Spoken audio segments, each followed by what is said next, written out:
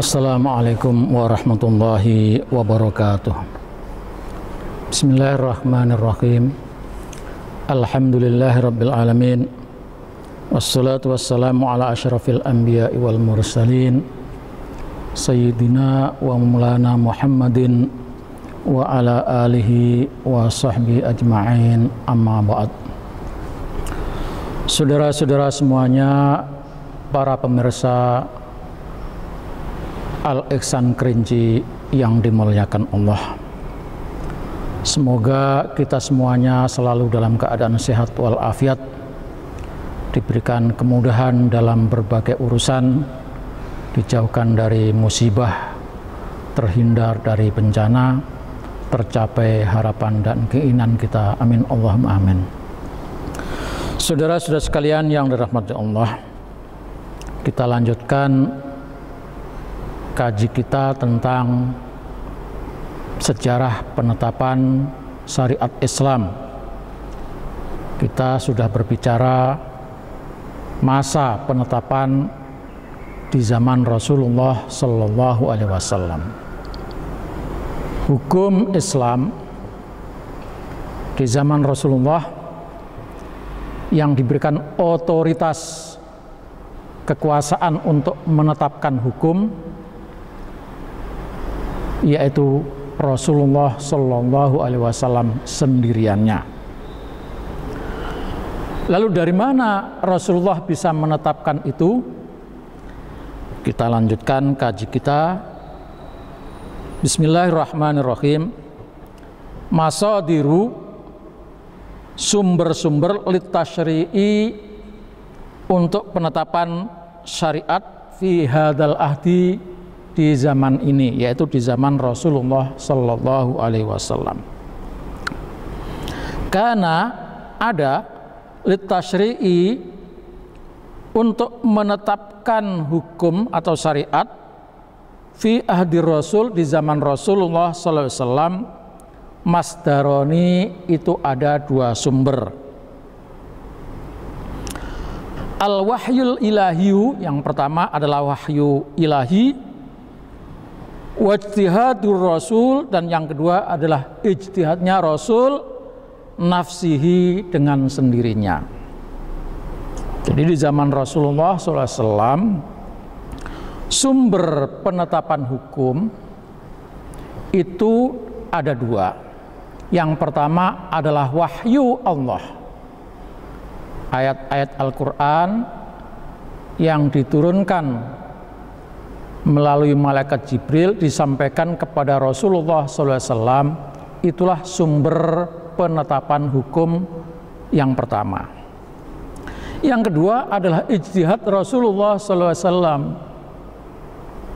Faidah toro'a, dan apabila datang mayak tadi, sesuatu yang menghendaki adanya putusan tasyri'an, adanya keputusan syariat, min khusumatin, dari perdebatan, au waqi'atin, atau sebuah kejadian, au su'alin, atau sebuah pertanyaan, au istifta'in, atau penjelasan, au hallahu ila rasulihi, maka Allah mewahyukan kepada Rasulnya bi ayatin, dengan satu ayat, au ayatin, atau beberapa ayat, fiha, di dalam ayat-ayat itu, hukmu ma'urida, ada hukum yang dikehendaki, ma'rifatu hukmihi, tentang pengetahuan kehukum yang dikehendaki itu.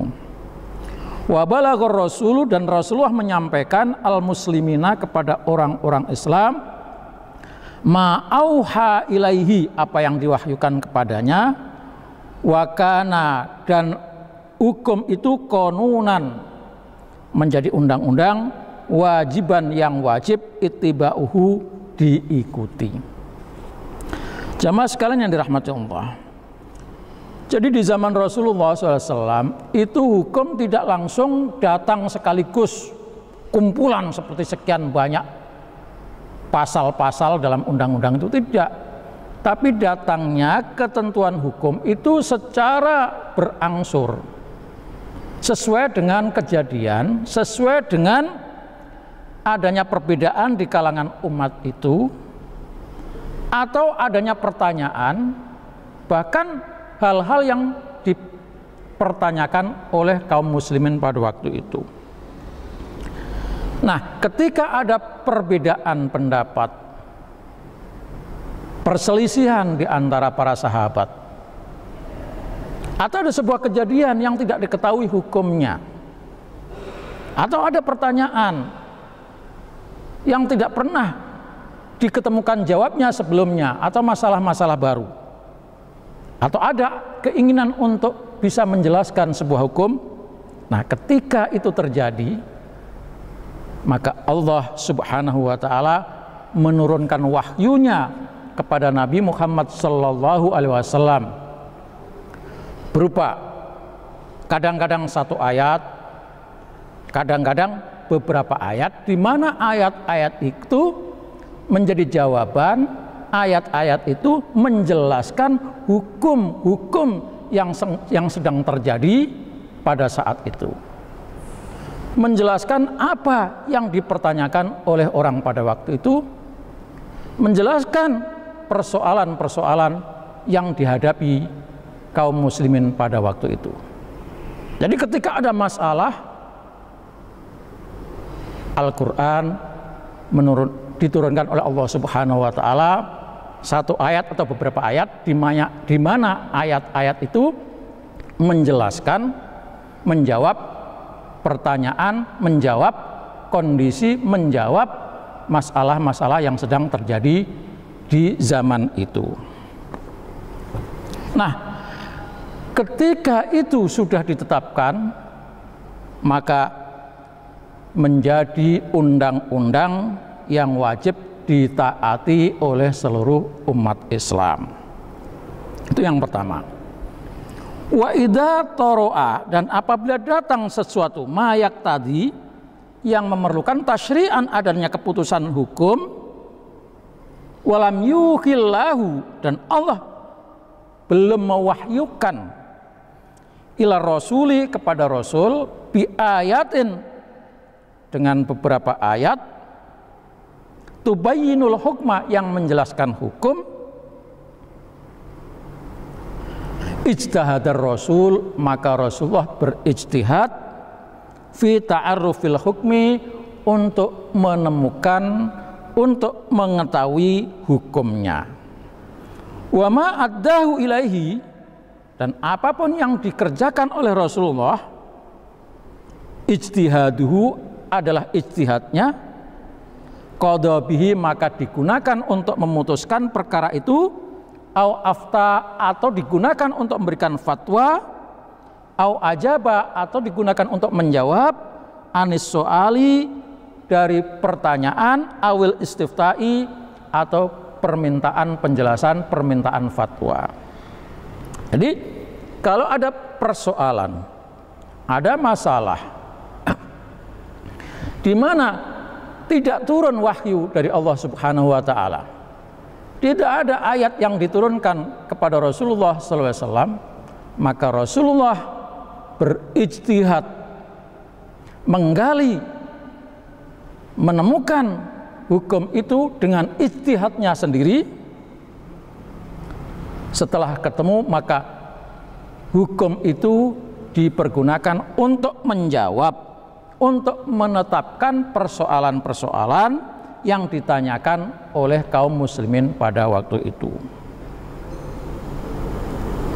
Wa kana ma sadara an ijtihadihi, wa kana, dan ada, ma sadara, apa yang keluar, an ijtihadihi, dari ijtihadnya Rasulullah, qanunan, itu menjadi undang-undang, wajiban, yang wajib, ittiba'uhu, diikuti.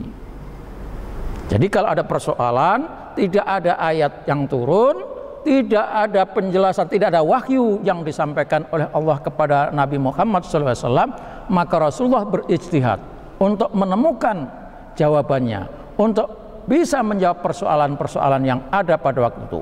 Nah, ijtihad ini adalah termasuk hukum ilahi, hukum Allah, undang-undang yang wajib diikuti oleh kaum muslimin dan muslimat pada waktu itu.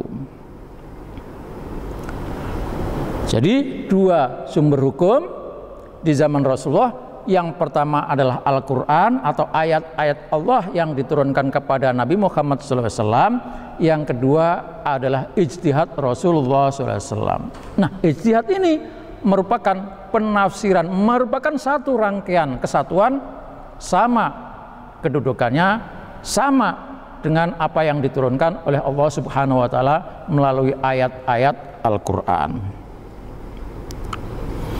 Wa man tatabba'a ayatal ahkam, barang siapa yang meneliti ayat-ayat hukum, allati waradat, yang sampai, yang termuat fil Qur'ani, di dalam Al-Qur'an, wa ma rawahul muslimun, dan apa yang diriwayatkan oleh para mufassir, wa ma rawahul mufassirun, min sababin nuzuli kulli ayatin, dari sabab turunnya setiap ayat, minha, dari Al-Quran, ayat-ayat tadi, yatabayyan, menjadi jelas, anna kulla hukmin qur'aniyan, bahwa sesungguhnya hukum Al-Quran, innama syuri'a, itu disyariatkan, li hadisin, karena sesuatu yang datang, iqtado, yang memerlukan apa tasyri'uhu, penentuan hukum atau syariat Islam. Jadi kalau kita meneliti ayat-ayat hukum yang ada dalam Al-Quran dan segala sesuatu yang dijelaskan oleh para ahli tafsir melalui yang berupa sebab-sebab turunnya ayat, maka semua ayat-ayat itu menjelaskan bahwa hukum Al-Quran itu diturunkan, syariat itu diturunkan karena adanya keperluan, adanya permasalahan di mana waktu itu perlu mendapatkan kepastian hukum. Wa yatajalla dzalika fi misli qoulihi subhanahu wa ta'ala, dan ini nampak dalam satu contoh firman Allah Subhanahu wa ta'ala, misalnya yas'alunaka 'anis syahril haram. Ini surat Al-Anfal kalau nggak salah. Mereka bertanya tentang bulan haram. Qitalun fihi, perang di bulan Muharram itu. Qul qitalun fihi kabir, katakan berperang di bulan Muharram itu besar dosanya. Ini ada sebab turunnya ayat. Nah, ini menjadikan perdebatan pada waktu itu. Ceritanya Rasulullah SAW mengirimkan satu pasukan ke satu tempat, lalu pasukan itu pulang di tengah jalan memerangi orang kafir, dan orang kafir protes, bertanya kepada Rasul, ya hai Rasul, ini kan bulan Muharram, kenapa ada peperangan? Nah, maka turunlah ayat ini, dan ayat ini memutuskan, menekankan kembali bahwa berperang di bulan Muharram, di Al-Quran itu disebutkan ada 4 bulan yang Muharram, diantaranya adalah bulan Rajab. Nah, ini kejadian di bulan Rajab, ada kaum muslimin pulang dari satu tempat memerangi orang yang tidak seagama, lalu orang-orang musyrikin itu protes kepada Rasulullah, bertanya, wahai Rasul, ini bulan Muharram, kenapa ada terjadi peperangan? Maka turun ayat ini. Jadi menjelaskan secara jelas bahwa bulan Muharram itu tidak boleh ada peperangan, kecuali kalau menjawab atau membalas. Ketika kita diserang, maka bulan Muharram walaupun diharamkan, karena membalas, mempertahankan diri, tidak menjadi soal. Wa qauluhu ta'ala, contoh lagi, yas'alunaka 'anil khamri wal maisir qul fihima itsmun kabir wa manafi'u lin-nas wa itsmuhuma akbaru min naf'ihima. Ini ayat tentang keharamannya khamr. Di awal Islam itu Rasulullah SAW tidak langsung melarang, tidak ada larangan total tentang diharamnya khamr. Nah, mereka berselisih. Kan gitu. Maka turunlah ayat yang menjelaskan tentang keharaman khamar yang memabukkan itu melalui tahapan demi tahapan. Itu sebab turunnya ayat yang memastikan bahwa syariat itu harus dijalankan. Nah, ini melalui sebab turunnya ayat ini. Wa fi mathalil khusumati, dalam contoh perdebatan allati waqa'at fi ba'dit tarikat, yang terjadi dalam masalah-masalah tinggalan, wa min ajliha, karena itu syuriat al-ahkamul irthi, maka disyariatkanlah hukum waris. Waktu itu setelah bapaknya meninggal, ibunya meninggal, bertengkar soal warisan ini, ada masalah, maka turunlah ayat yang menjelaskan, menghukumkan bagaimana cara membagi warisan. Jamaah sekalian, termasuk juga ayat yang menjelaskan tentang li'an. Li'an itu apa? Li'an itu adalah tuduhan seorang suami kepada istri, tuduhnya bahwa istrinya telah berzina. Itu terjadi pada zaman Rasulullah SAW. Ini menjadi masalah, belum ada hukumnya. Bagaimana kalau ada seorang suami menuduh istrinya berzina? Aturannya, ya kalau ada saksinya, maka saksinya 4. Tapi dia tahu hanya sendirinya, hanya tahu dengan dalil-dalil yang dia lihat mata sendiri, tidak punya 4 saksi. Maka turunlah ayat li'an. Oke, kalau begitu li'an itu caranya seperti ini. Maka orang yang menuduh istrinya berzina dan dia tidak punya 4 saksi, diwajibkan untuk melakukan sumpah li'an 4 kali sumpahnya. Demi Allah, saya nuduh atau saya sangka, saya percaya bahwa istri saya zina. Demi Allah, itu diucapkan sampai 4 kali. Demi Allah, istri saya berzina. Demi Allah, istri saya berzina. Demi Allah, istri saya berzina. Demi Allah, istri saya berzina. Lalu ditambah satu lagi, demi Allah, kalau yang saya katakan ini bohong, maka saya akan dilaknat oleh Allah Subhanahu wa ta'ala. Itu ada sebabnya, yaitu seorang sahabat yang menuduh istrinya telah berzina, atau seorang suami menuduh atau berkata, ini kayaknya bukan anak saya. Artinya dia tidak mengakui bahwa anak yang lahir dari istrinya itu bukan anaknya. Nah, ini juga dilakukan li'an tadi. Nah, ketika li'an itu sudah terjadi, maka statusnya antara suami dan istri sudah tidak bisa bersatu lagi untuk selama-lamanya. Jamaah yang dimuliakan Allah, itulah contoh-contoh ayat-ayat Al-Quran yang diturunkan kepada Rasulullah SAW sebagai jawaban dari kejadian, jawaban dari persoalan, jawaban dari pertanyaan oleh para sahabat. Ini namanya hukum ilahi, sumbernya hukum ilahi. Insya Allah sumbernya dari Allah Subhanahu wa ta'ala, ayat-ayat Al-Quran. Insya Allah besok kita akan lanjutkan sumber yang kedua, yaitu sumber dari ijtihad Rasulullah Sallallahu Alaihi Wasallam. Demikian, mohon maaf atas segala kekurangannya. Wallahul muwaffiq ila aqwamit thoriq. Wassalamualaikum warahmatullahi wabarakatuh.